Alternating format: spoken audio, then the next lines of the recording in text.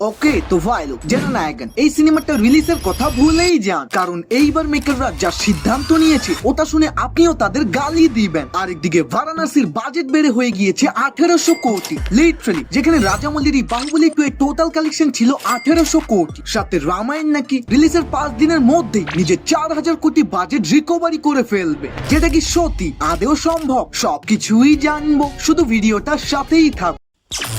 প্রথমেই কথা বলি বারাণসী মুভিটা নিয়ে। ভাই এই সিনেমাটা নিয়ে তো তোলপাড় অনেক আগে থেকেই, কারণ রাজামৌলি সামান্য একটা ফার্স্ট লুক রিভিল করার সময় 30 কোটি খরচ করে রামোজি ফিল্ম সিটিতে ইভেন্ট করেছিল। সেই সাথে সিনেমাটার প্রমোশন এখন থেকেই চালু করে দিয়েছে বিভিন্ন সিটিতে এই মুভি রিলিজ ডেট পোস্টার ও ব্যানার লাগিয়ে। এবং কি রিসেন্টলি তো এটাও জানা গিয়েছিল এই সিনেমাটার মধ্যে নাকি 25 মিনিট রামায়ণের সিকোয়েন্স দেখানো হবে, যেখানে ভগবান রামের চরিত্রে থাকবে মহেশ বাবু। কিন্তু কিন্তু কিন্তু এগুলো তো কিছুই না। বর্তমান রিপোর্ট অনুযায়ী এই মুভিটার বাজেট বাড়তে বাড়তে এখন নাকি 1800 কোটি হয়ে গিয়েছে। লাইক দিস সিরিয়াসলি, এটা শুনে তো আমার হাত কপালে। না মানে যেখানে বাহুবলী 2 এর টোটাল কালেকশন ছিল 1800 কোটি, তো এবার রাজামৌলি বারাণসীতে ডাইরেক্ট 1800 কোটি ঢালতেছে।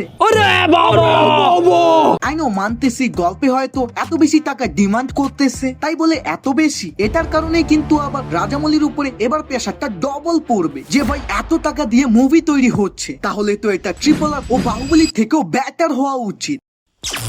এখন কথা বলি ও রোমিও মুভিটা নিয়ে। ভাই এই সিনেমাটা নিয়ে তো দেখতেছি সবার বিভিন্ন রকমের মতামত, কারো এটা ঠিকঠাক লেগেছে তো কারো একদমই বেকার। তবে আমার হিসেবে এটা one time good watch movie, কারণ মুভিতে কিছু থাকুক বা না থাকুক শাহিদ কাপুর আর নানা পাটেকর দুইজনে কিন্তু অভিনয়ের মামলায় ফাটিয়ে দিয়েছে। তবে হ্যাঁ, অনেকজনই বলবেন যে ভাই মুভিতে লজিক কোথায়। আসলে মেকাররা হয়তো স্ক্রিপ্টটি লেখার সময় মাঝখানে বালি আর আখান্ডা 2 মুভি দেখে ফেলেছিল, তাই তাদের এই অবস্থা। ওয়েল, কালেকশনে যদি আসি তাহলে প্রথম দিনে এটা 9 কোটি দিয়ে খাতা খুলে, 2 দিনে 23 কোটি, তো 3 দিনের মধ্যে 34 কোটি, যা বলা চলে এরকম একটা মুভির জন্য ঠিকঠাক কালেকশন।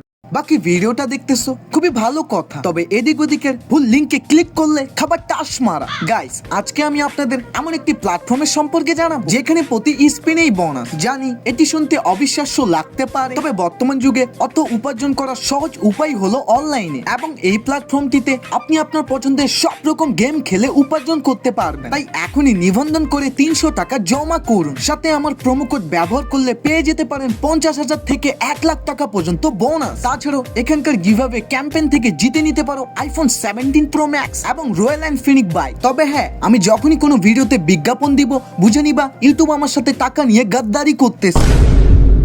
এখন কথা বলি জননায়কন মুভিটা নিয়ে। ভাই এটাকে নিয়ে আর কি বলবো, तारीख पर तारीख तारीख पर तारीख तारीख पर तारीख तारीख पर तारीख मिलती रही है। যখনই মনে হচ্ছে সব ঝামেলা শেষ, আগামী কয়েকদিনের মধ্যেই এটা রিলিজ হবে, ঠিক তখনই আরো একটা নতুন খবর চলে আসে যে এই মাসে না আগামী মাসে রিলিজ হবে, যেটা শুনেও মনে একটু শান্তি আসতো। তবে এইবার যা খবর আসলো, কানাডা ডিস্ট্রিবিউশন ইয়াক সিনেমা অফিসিয়াল ভাবে জানিয়েছে 30 এপ্রিলের আগে জননায়কন কোনোভাবেই রিলিজ হবে না, যেটা শুনে ভাই আপনার কি আমারই মাথা গরম হয়েছিল। তবে এখানে একটা প্রশ্ন আসতে পারে যে ফেব্রুয়ারি মাসে নয় রিলিজ নাই দো, তবে মার্চ মাসে তো এটা রিলিজ দেওয়া সম্ভব। বাট এখানেও টুইস্ট আছে, এপ্রিল মাসে মূলত তামিলনাড়ুতে ইলেকশন হবে, যেখানে থালাপতির পার্টি টিভি কেও লড়াই করবে। এক্স্যাক্টলি এটার কারণে রিলিজটা আরো ডিলে হচ্ছে, কারণ জননায়কন মুভিতে কিন্তু পলিটিক্স নিয়ে অনেক কিছু দেখানো হয়েছে, এবং মুভির হিরো যেহেতু বিজে, তাই তাকে ও তার পার্টিকেও এখানে পজিটিভ ভাবে প্রেজেন্ট করা হয়েছে। সোজা কথায় তামিলনাড়ুতে ইলেকশন হওয়ার আগে যদি এই মুভিটা রিলিজ হয় তাহলে দর্শকদের মাইন্ড অনেকটাই ম্যানিপুলেশন হবে যে থালাপতি তার সিনেমায় পলিটিশিয়ান নিয়ে সব তথ্যই তুলে ধরেছে এবং তিনি মুভিতে সৎ পথে কাজ করতেছে, তাই এইবার ভোটটা আমি তার পার্টিকেই দিব।